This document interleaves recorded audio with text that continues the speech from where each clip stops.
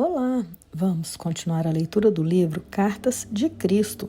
Vamos começar a carta 8. Vim novamente a você para falar sobre a verdadeira natureza da existência. A verdade do ser é esta. Você, que acredita somente no mundo material, está vivendo inteiramente no mundo finito, terreno. Está vivendo na dimensão da manifestação de suas crenças. Aqueles cujas percepções espirituais e vidas foram elevadas em suas frequências vibratórias para fundir-se com as frequências espirituais de vibração da dimensão espiritual, podem perceber que vivem em duas dimensões. Eles estão plenamente conscientes dessa verdade, vivem segundo essa verdade e evoluem em frequências do ser cada vez mais elevadas. Eles já não estão presos pelas crenças humanas e vivem no entendimento de que estão no infinito no qual não há limitações. Quanto mais elevadas são suas frequências vibratórias de consciência, mais conscientes estão de que vivem no infinito e de que só eles mesmos põem limites ao que podem aspirar. Aqueles cujas percepções foram elevadas desse modo, enquanto ainda estão em seus corpos, percebem que há somente uma dimensão do verdadeiro ser individual, e essa dimensão é a atividade da consciência divina.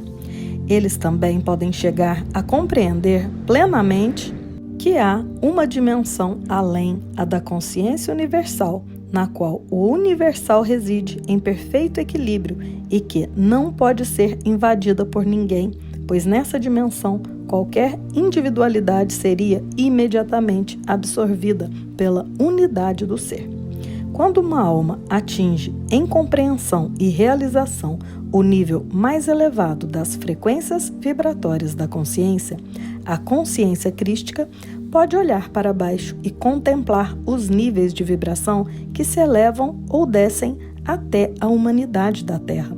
Ela sabe com amor e compaixão que a humanidade está aprisionada nas vibrações inferiores da consciência divina, que estão ocultas no impulso egocêntrico.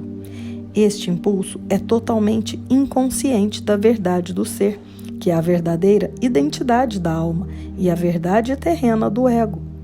Ele não tem a menor consciência do imenso propósito por trás de sua existência e da missão final que deve empreender. A tarefa da alma recém-nascida é a de experimentar, por meio de seu corpo, a psique e tudo o que essas frequências inferiores têm a oferecer, e de crescer em consequência dos acontecimentos e experiências mentais e emocionais que surgem de seus pensamentos e sentimentos.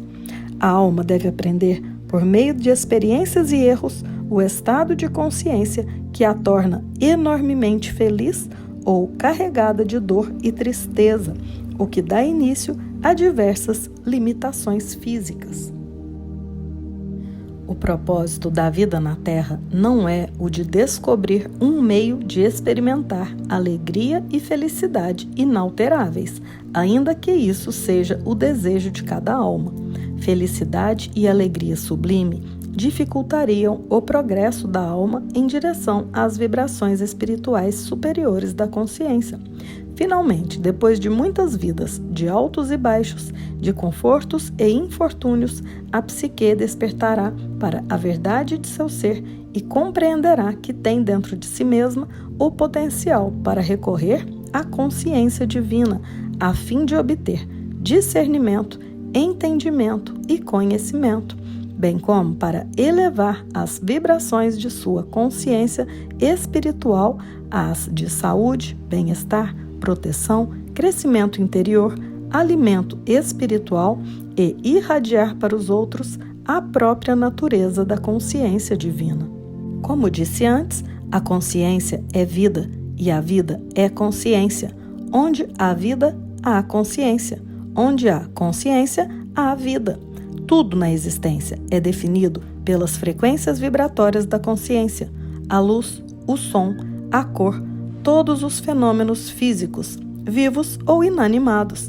Se você pode mudar as frequências vibratórias de alguma coisa, você pode mudar a aparência dela, seja som, cor, gás, líquido ou órgãos físicos. Quando os órgãos físicos apresentam um aspecto de má saúde, é porque as frequências vibratórias normais desse órgão foram reduzidas e a vida dentro dele foi diminuída. A ciência apresenta o universo como matéria que possui consciência, mas a verdade é que o universo é consciência que adquiriu a aparência de matéria como consequência de um declínio para as frequências vibratórias inferiores da consciência. Essa é a verdadeira realidade da existência, nada mais. Toda a sua existência é uma questão de frequências vibratórias. Quanto mais elevadas são as percepções espirituais e a aderência ao pensamento espiritual, mais velozes são as frequências vibratórias pessoais no corpo. A vitalidade eleva-se e a doença, por fim, desaparece. A comunidade científica acredita que você vive inteiramente na dimensão humana, que compreende o sistema solar e as galáxias de estrelas.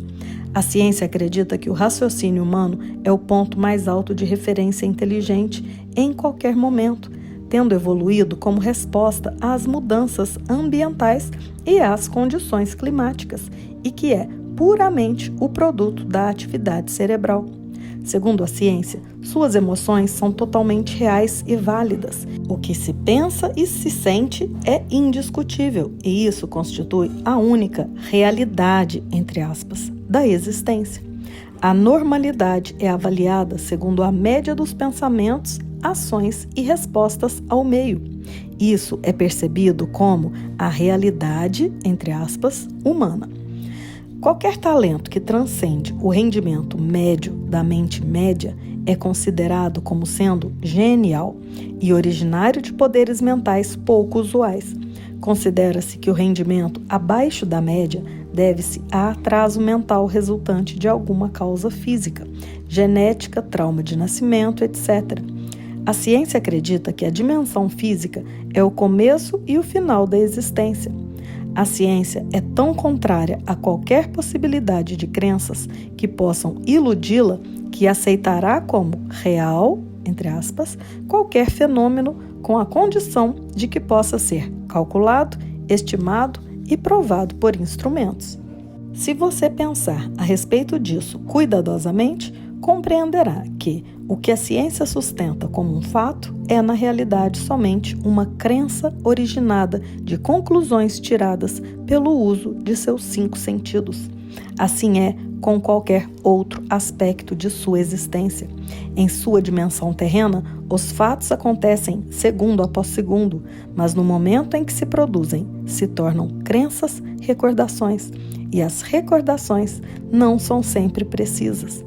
Quaisquer sentimentos e pensamentos que você tenha sobre o passado não são fatos, mas pontos de vista e crenças, e, portanto, não são fatos nem são a realidade por trás deles. Isso se aplica a todas as facetas da existência. A verdade é, você vive em uma dimensão terrena composta inteiramente por suas crenças que surgem de suas respostas ao que ocorreu há 100, 1000 ou 10 mil anos. Houve um tempo em que as pessoas acreditavam que a Terra era plana. Portanto, elas pensavam viver em um mundo plano e tinham medo de navegar muito longe, indo de um lado a outro do oceano, pois havia o perigo de cair pela borda do mundo.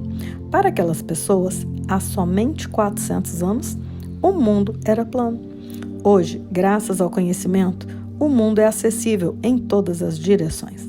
As pessoas no passado, como as do presente, dirigiam suas vidas segundo as lendas dos antepassados, o poder dos ancestrais e outras histórias. Acreditaram nelas de maneira tão intensa que as limitações impostas por aquelas crenças restringiram suas ações e atividades. A dança, por exemplo, era considerada imoral e perversa por certas seitas cristãs. Portanto, esse prazer foi erroneamente negado a muita gente que podia ter vivenciado grande alegria e liberado muita tensão ao dançar. Com a religião se passa o mesmo. As crenças são a própria substância da religião. Elas estão baseadas em acontecimentos antiquíssimos, que não são mais do que lendas. As crenças podem ter sido relevantes para a mentalidade geral daqueles tempos, mas há muito se tornaram irrelevantes em um mundo de contínuas mudanças. Ainda assim, elas são estritamente observadas e se converteram em objeto de culto, festividades, celebrações, choro e, mais destrutivamente, se tornaram a razão pela qual os homens se matam entre si e causam terríveis desgraças a mulheres e crianças. Certas religiões afirmam que Deus está em toda parte e em todas as coisas, mas também afirmam de maneira dogmática que ninguém conhece a mente de Deus ou as razões pelas quais o povo se mata entre si. Pode ser que isso esteja nos planos de Deus, dizem. Com atitudes mentais compostas de tal conjunto de crenças e lógicas, onde a humanidade pode, no tempo atual, encontrar alguma certeza de beleza, alegria, saúde, bem-estar e amor? As crenças religiosas nos apresentam um Deus cuja vontade pode trazer vida e cura, ou morte e destruição. Com tais crenças, a única certeza é a incerteza. Com essas crenças, qualquer doença ou anormalidade pode ser justificada como sendo a vontade de Deus. Porém, são as suas crenças que controlam todas as expectativas do que a vida pode trazer para você no futuro. E vamos parando por aqui. Vamos meditar sobre as nossas crenças. Como eu vejo o mundo? Como ele se apresenta para mim?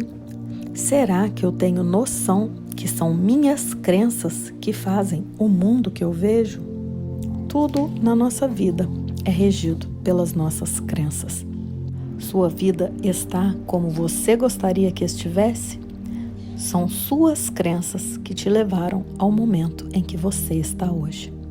Portanto, vamos observar todas as nossas crenças a partir das nossas reações a esse mundo, a partir daquele momento em que eu defendo uma ideia que eu quero estar certa, que eu gosto de mostrar para os outros o quanto eu estou certa e eles errados, o quanto o meu ponto de vista é melhor do que os outros. Vamos observar isto durante esses momentos. E logo estaremos juntos para continuarmos a leitura desta carta.